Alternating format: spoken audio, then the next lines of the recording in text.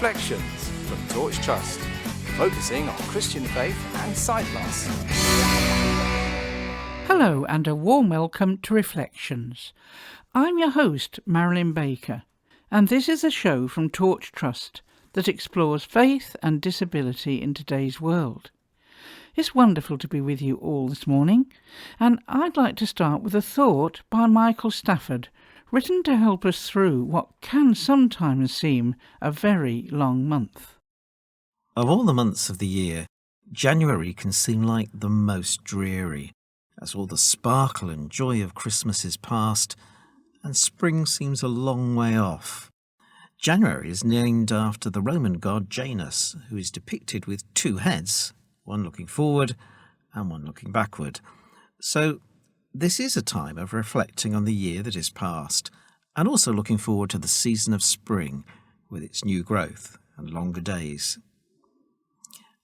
I think back to autumn, to the time when the colours of the leaves on the trees are amazing. Reds, yellows, orange, green and brown. A glorious sight. Yet one is conscious that a few weeks later all the leaves will have fallen and the colour gone for another year. The old year draws to its close, but in the new year there will be revival of life. All things will become new again. So we look forward and forget the drabness and cold of January, for spring will come and the whole cycle of life will begin again. Sometimes our lives seem drab and dreary, perhaps because of illness or loneliness or boredom. Shakespeare wrote in Richard III, "Now is the winter of our discontent." A camping equipment shop put a notice in its window slightly changing this famous quotation. "Now is the winter of our discount tents." Yes, you could buy a tent with a big reduction in price.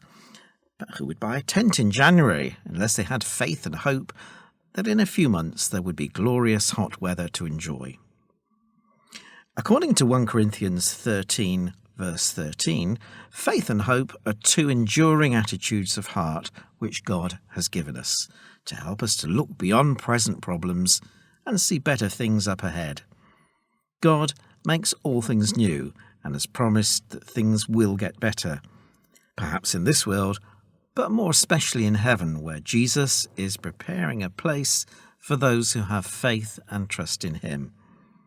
The third enduring thing is love, which God has shown us in Christ and which we are to reflect in our attitude to others, so that we can bring light and joy to those we know who are suffering their winter of discontent.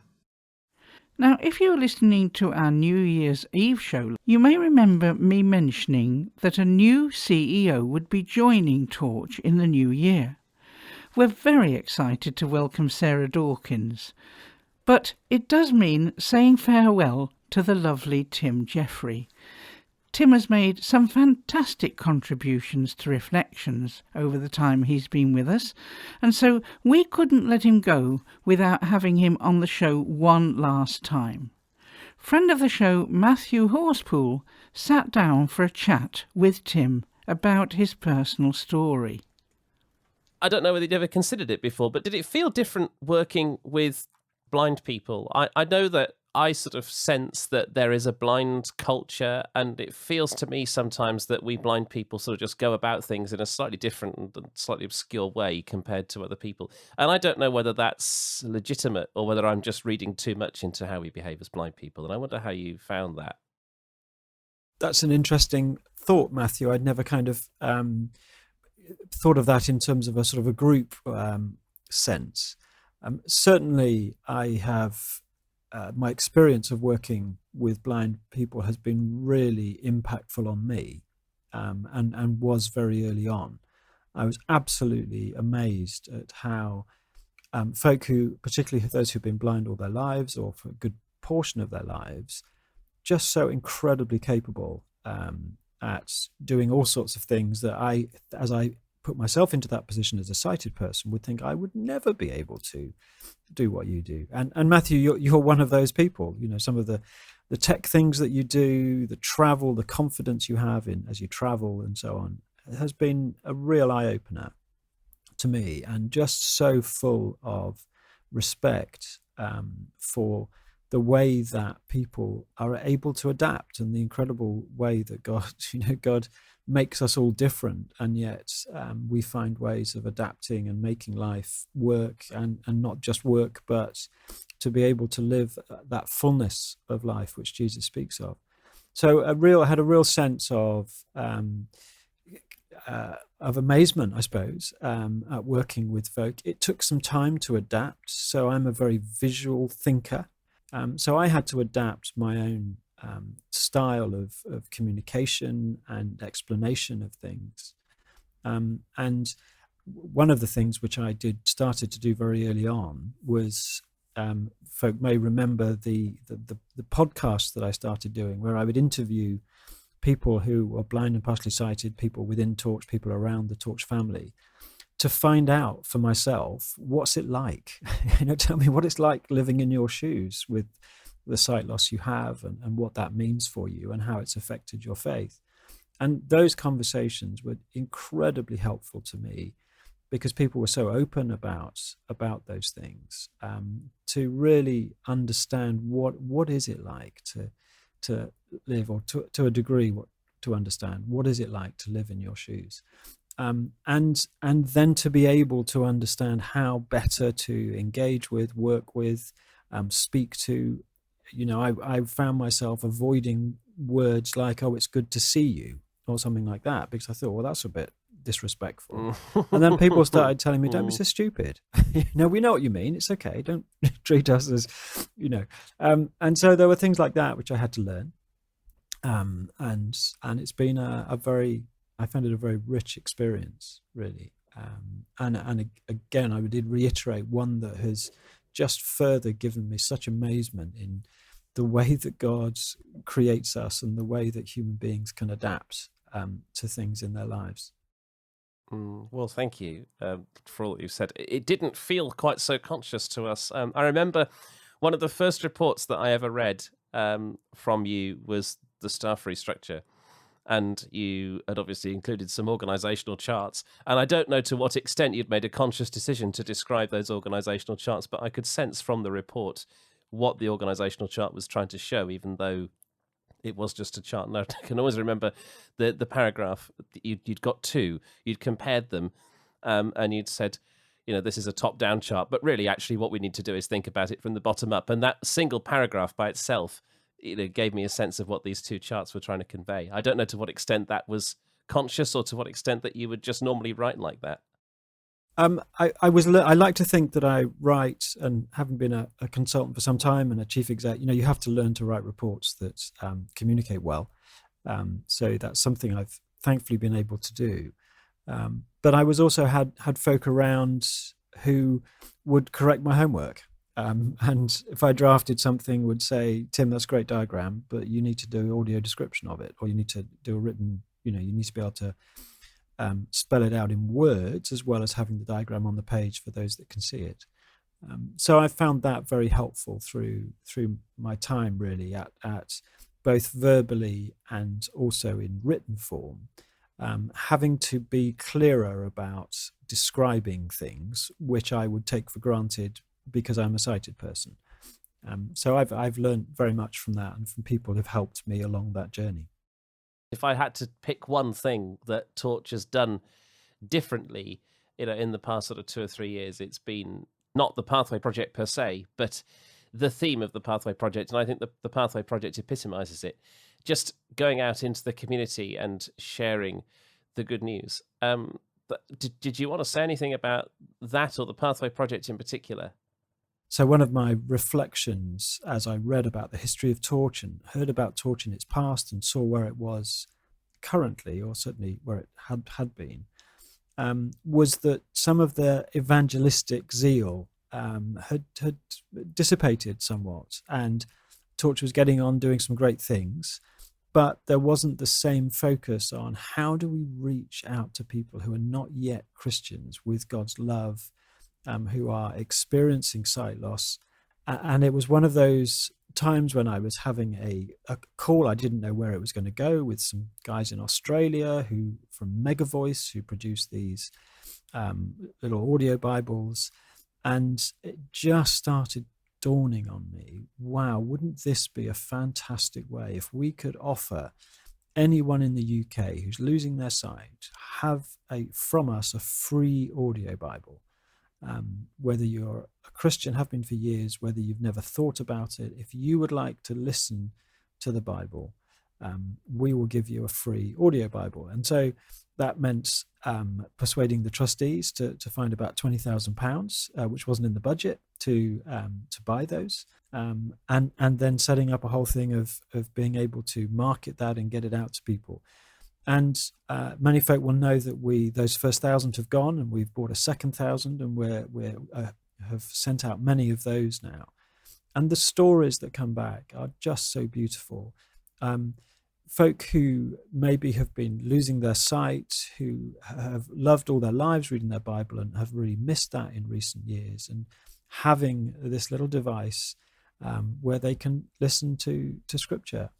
And also those folk who haven't been or wouldn't have called themselves Christians, who have just taken up some reason, they've been drawn towards this offer and taken this up, and are just finding such an incredible sense of peace and God's presence and input in as they listen to the wonderful David Suchet reading the NIV Bible to them.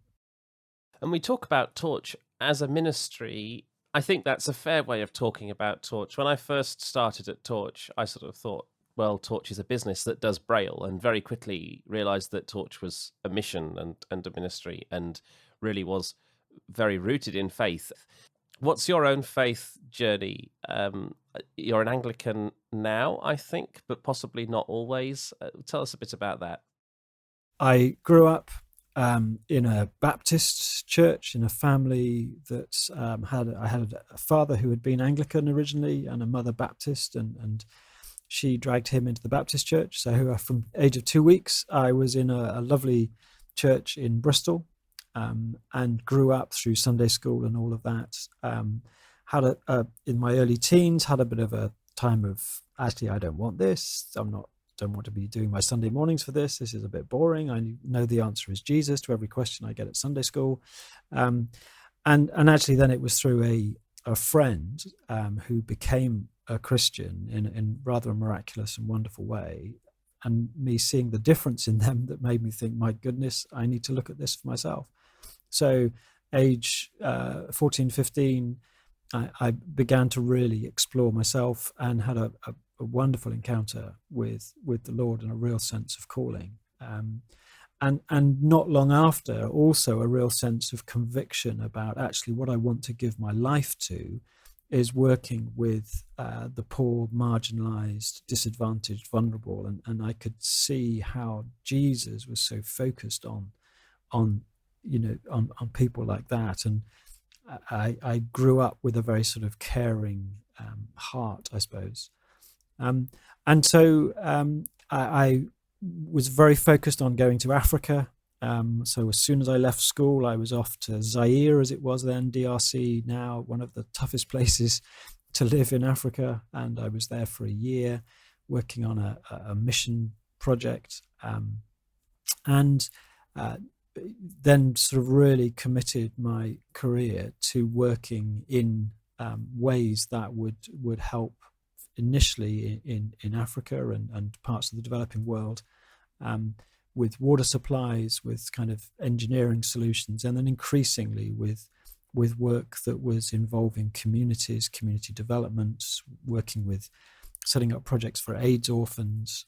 And so the trajectory of my career has been really driven by that sense of calling to make my faith actually something that changes the world, that makes a difference to the people who most need things to change for them. And that's really been the theme of my life. And so I have had the privilege of worshipping and being part of churches all over the world of just about every color, hue, and imagination that you can come up with. And so have got have been blessed really by a very sort of broad experience of expression, Christian expression, and found God in all of it. And at some point in that process met my wife, Hannah. I was working out in Zimbabwe, was based there. She had grown up in Zimbabwe but wasn't living there, and came out. She was studying to be a curate, to be an Anglican vicar back in the UK, and went out in a summer holiday. And we met quite miraculously in Zimbabwe. And I ended up having to cut short my career, my expectations of working in Africa for most of my life, and ended up as a vicar's husband and back in the UK. But very much see how God has used that and the things that's happened. So strangely, I then started attending Anglican churches, and I am now an Anglican lay minister. I take services and preach in the Anglican Church. Yeah, that's a wonderful, wonderful expression of faith, and it's interesting to me that your faith and your career are so intrinsically linked, and I suppose that leads on to really the final couple of questions, really around what happens now. You're leaving Torch, you're going on to Pastures New. It's become clear to me throughout this conversation, if it wasn't clear already, that those Pastures New are based on a calling, are based on your faith. What's happening? Where are you off to?